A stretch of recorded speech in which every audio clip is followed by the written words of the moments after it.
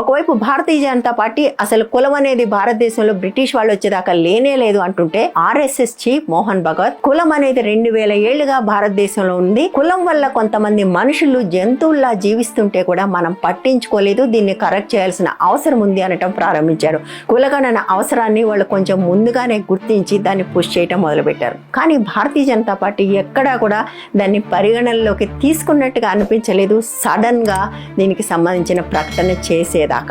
ఎందుకు ఇప్పుడు చేశారంటే, చాలామంది అనుకుంటున్నది అక్టోబర్ నవంబర్లో బీహార్లో ఎలక్షన్లు ఉన్నాయి, నితీష్ కుమార్ చాలా వీక్ అయిపోయాడు, ఇండియా బ్లాక్ చాలా స్ట్రాంగ్గా ఉంది, అంతేకాకుండా ఇదే నితీష్ కుమార్ కాంగ్రెస్ పార్టీతో ఉండి తన రాష్ట్రంలో కులగణన కూడా చేస్తున్నాడు. సో బీహార్లో ఎన్నికలకు వెళ్ళాలంటే కులగణనకు సంబంధించి భారతీయ జనతా పార్టీ తప్పనిసరిగా ఒక నిర్ణయం తీసుకోవాల్సిన ఒక పరిస్థితి ఏర్పడింది.